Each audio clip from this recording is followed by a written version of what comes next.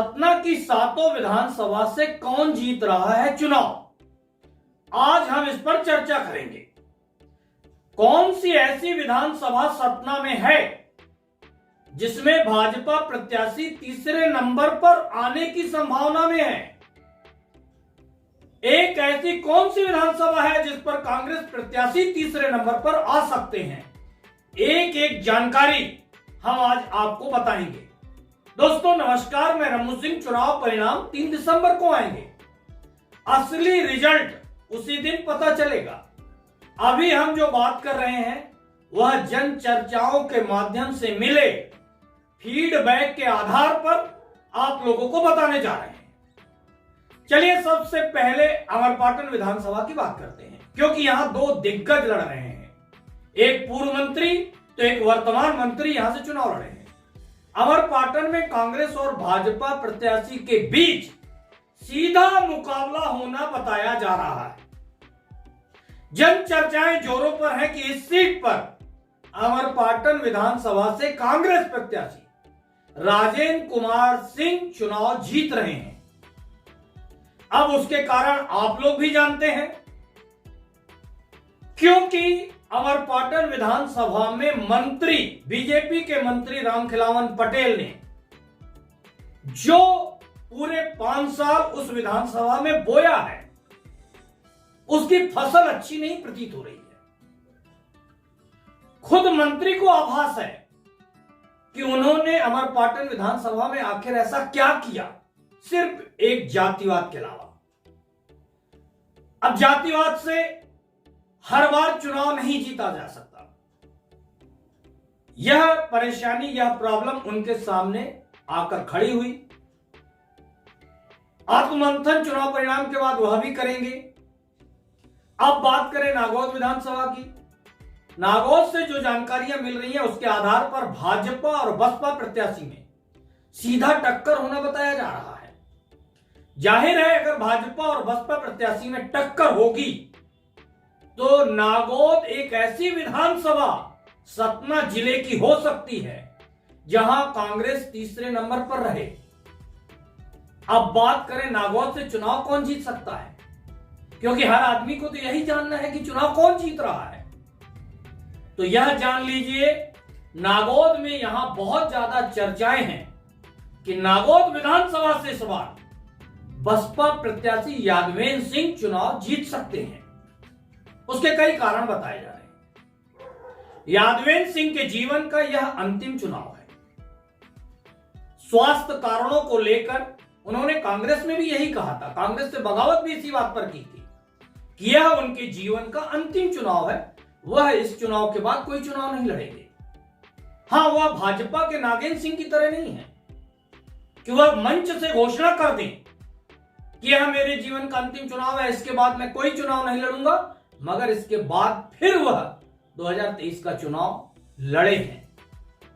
इस बात को लेकर भी शायद नागौद की जनता में कुछ ऐसी चर्चाएं थी कि जब नागेंद्र सिंह जी ने यह कह दिया कि हम चुनाव नहीं लड़ेंगे तो फिर वह चुनाव मैदान में क्यों कूद गए। उन्होंने खुद कहा था कि बढ़ती उम्र के कारण मैं अगला चुनाव नहीं लड़ूंगा। तो क्या 2 साल पहले उनकी उम्र बढ़ रही थी और चुनाव आते आते उनकी उम्र घटने लगी कि वह 2023 के चुनाव में फिर मैदान में उतर आए। यह सभी कारण नागौद विधानसभा चुनाव को लेकर बताए जा रहे हैं कि नागौद विधानसभा में बीएसपी से यादवेंद्र सिंह चुनाव जीत सकते हैं। अब बात करें मैहर विधानसभा की। मैहर में चर्चाएं हैं कि यहां से कांग्रेस और विंध्य जनता पार्टी के प्रत्याशी में जबरदस्त टक्कर होना है। अगर इन चर्चाओं को सच मान लिया जाए और एक बात गौर करें कि अगर कांग्रेस और विंध्य जनता पार्टी में टक्कर है तो भाजपा प्रत्याशी यहां तीसरे स्थान पर आ सकते हैं। चर्चाओं के आधार पर यह भी निष्कर्ष निकाला जा सकता है कि मैहर में इस बार कांग्रेस प्रत्याशी धर्मेश घई चुनाव जीत सकते हैं। कारण नारायण त्रिपाठी को हराने के लिए कई लोगों ने हर संभव प्रयास किए हैं मैहर में इस बार। अब यह लोग अपने मिशन पर कितने कारगर हो पाए हैं, कितने सफल हो पाए हैं, यह तो चुनाव परिणाम से ही पता चलेगा। नारायण त्रिपाठी ने अपनी पार्टी, अपना राजनीतिक दल बना लिया है और वह अपने दल के मुखिया हैं। अगर नारायण त्रिपाठी यह चुनाव हार जाते हैं तो उनके राजनीतिक दल पर भी एक बहुत बड़ा प्रश्न चिन्ह खड़ा हो जाएगा।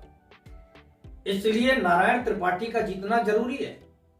मगर कैसे जीतेंगे वह, जब उनकी घेराबंदी उनके अपनों ने भी की हो और विरोधी दल के लोग तो करेंगे ही। अब चुनाव परिणाम से पता चलेगा कि नारायण त्रिपाठी जीतते हैं कि धर्मेश घई।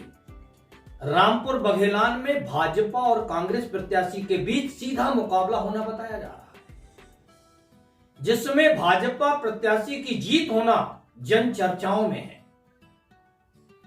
हां, यह भी चर्चा है कि जिस आसानी से 2018 का चुनाव भाजपा प्रत्याशी विक्रम सिंह विक्की ने जीता था, उतनी आसानी से 2023 का चुनाव वह नहीं जीत पाएंगे। इसके पीछे भी कई कारण हैं। इस बार पहली बार पूरे विंध्य में ब्राह्मण बहुत ज्यादा संगठित हुआ है। इसके पहले ब्राह्मण हमेशा असंगठित रहता था। इस चुनाव में चुनाव परिणाम आप लोगों को हर विधानसभा में बताएंगे कि ब्राह्मणों में भी इस बार एक बात देखी गई कि वो बहुत ज्यादा तादाद में संगठित हुए हैं। अब यह चुनाव परिणामों पर डिपेंड करता है, देखा जाएगा चुनाव परिणाम 3 दिसंबर के दिन कि आखिर ब्राह्मणों ने इतनी एकता दिखाई है। अब बात करें चित्रकूट विधानसभा की। चित्रकूट विधानसभा में कांग्रेस और भाजपा के बीच सीधे मुकाबले की बातें कही जा रही हैं। सपा और बसपा प्रत्याशी वोट कटवा साबित होंगे। यहां चित्रकूट में इस बार भाजपा प्रत्याशी की जीत होना भी बताया जा रहा है। कारण कई बताए जा रहे हैं कि भाजपा के मिशन में हर हाल में चित्रकूट जीतना जरूरी बताया गया। जब यह जानकारी लेने के प्रयास किए गए तो ऐसा कुछ बताया गया कि भाजपा के मिशन में हर हाल में चित्रकूट जीतना जरूरी है। क्यों है, अब यह तो वही जाने। मगर अंदर खाने की खबर यह निकल कर आ रही है कि भाजपा ने कोई प्लान बनाया है कि चित्रकूट से लेकर अयोध्या तक, क्योंकि अयोध्या भगवान राम की जन्मस्थली है, तो चित्रकूट भगवान राम की तपोस्थली है। तो जन्मस्थली से तपोस्थली को जोड़ने का कोई प्रोजेक्ट आरएसएस ने या बीजेपी ने बनाया है। उस प्रोजेक्ट को बनाने के बाद यह तय किया गया कि हमें चित्रकूट जरूरी जीतना है।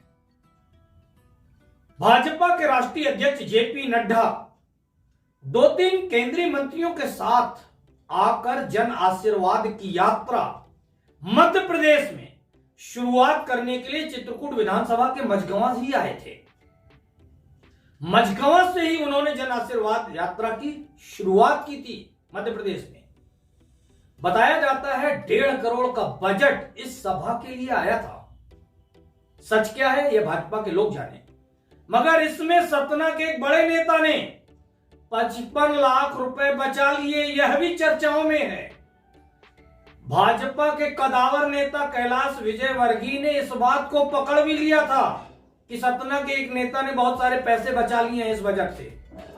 इस नेता से पूछा था कैलाश विजयवर्गीय ने कि यहां जो जेपी नड्डा के सभा के लिए कुर्सियां बिछाई गई हैं, इनकी संख्या क्या है। सतना के इस नेता ने कैलाश विजयवर्गीय से कहा था कि 20,000 कुर्सियां हैं, जबकि कुर्सियां 12,000 थी। कैलाश विजयवर्गीय ने कहा था सतना के इस नेता से कि यह 20,000 कुर्सियां तो नहीं लग रही हैं। तब इस नेता ने जवाब दिया था कल 20,000 हो जाएंगी।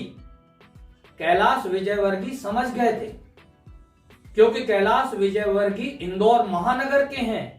वह ऐसे आयोजन, ऐसी सभाएं, ऐसे कार्यक्रम कराते रहते हैं। वह दूर से ही समझ गए कि 20,000 कुर्सियां नहीं हैं। नेताजी पकड़ तो गए, कैलाश विजयवर्गीय समझ भी गए कि यहां क्या हुआ है नड्डा जी की सभा को लेकर। मगर यह बात जब ऊपर तक पहुंचे तब तो इन नेताओं की कोई पोल खुले, लेकिन हमाम में सब नंगे हैं, इसलिए कोई किसी की पोल शायद खोलता ही नहीं। चलिए अब बात करें रैगांव की। रैगांव विधानसभा में जाने क्यों चुनाव के काफी समय पहले से ही लोग परिवर्तन परिवर्तन परिवर्तन की बातें कर रहे थे, परिवर्तन चाह रहे थे। अगर परिवर्तन की चर्चा सच है तो रैगांव से भाजपा की प्रतिमा बागरी चुनाव जीत सकती हैं। अब आप लोगों को इंतजार होगा, आप इंतजार कर रहे होंगे कि हम सतना विधानसभा की बात क्यों नहीं कर रहे हैं। क्या होगा सतना विधानसभा का रिजल्ट, सिर्फ एक बात से आप समझिए सतना विधानसभा का रिजल्ट क्या होगा। एक शादी समारोह में दो भाजपा के बड़े नेताओं से मुलाकात हुई। इस समय सभी जगह बातें चुनावी हार जीत की ही हो रही हैं। वहां पर भी बातें चुनाव को लेकर होने लगी। दोनों भाजपा नेताओं ने कहा प्रदेश में भाजपा की सरकार बन रही है, कारण सिर्फ लाडली बहना योजना। मैंने जैसे ही पूछा सतना, उन्होंने पहले कहा जीत रहे हैं, मगर जल्द ही उनके चेहरों पर एक अजीब सी मुस्कान छा गई। मैंने पूछा आप सतना के नाम पर इस तरह मुस्कुरा रहे हैं? वह भी समझ गए, अब आप भी समझ जाएं, समझ ही गए होंगे। सतना विधानसभा पर कांग्रेस के डब्बू कुशवाहा के चुनाव जीतने की चर्चाएं हैं। अब आप लोग एक साथ 7 विधानसभाओं के चुनाव परिणाम जन चर्चाओं के आधार पर सुनिए। अमरपाटन कांग्रेस के राजेंद्र सिंह, नागौद बीएसपी से यादवेंद्र सिंह, मैहर से कांग्रेस के धर्मेश घई, रामपुर बघेलान से भाजपा के विक्रम सिंह विक्की, चित्रकूट से भाजपा के सुरेंद्र गहरवार, रैगांव से भाजपा की प्रतिमा बागरी, सतना से कांग्रेस के डब्बू कुशवाहा। मैं कोई फाइनल रिजल्ट नहीं पेश कर रहा हूं, मैं कोई जीत का प्रमाण पत्र भी नहीं बांट रहा हूं, ना ही मेरी इस खबर से जीत हार का कोई फैसला होने वाला है, ना ही मेरी इस खबर के बाद कोई जीत का सर्टिफिकेट इन सातों को देने वाला है। यह खबर जन चर्चाओं के आधार पर है, ऐसी जन चर्चाएं हैं। बाकी 3 दिसंबर के पहले चुनाव परिणाम घोषित होने के पहले तक सभी प्रत्याशी चुनाव जीत रहे हैं। वह प्रत्याशी भी जिनका नंबर नीचे से पहले नंबर पर आने वाला है। एक बात यह भी पक्की है, मेरे इस खबर से खुश कम लोग ही होंगे, बहुत लोगों को तकलीफ पहुंचेगी, मगर यह तकलीफ तो 3 दिसंबर चुनाव परिणाम के दिन भी होगी, क्योंकि उस दिन भी जीतेंगे तो 7 लोग ही, बाकी को तकलीफ होना स्वाभाविक है। अब मेरे इस खबर पर आप क्या सोच रहे हैं, जल्द कमेंट्स बॉक्स पर लिखकर बताएं। धन्यवाद दोस्तों।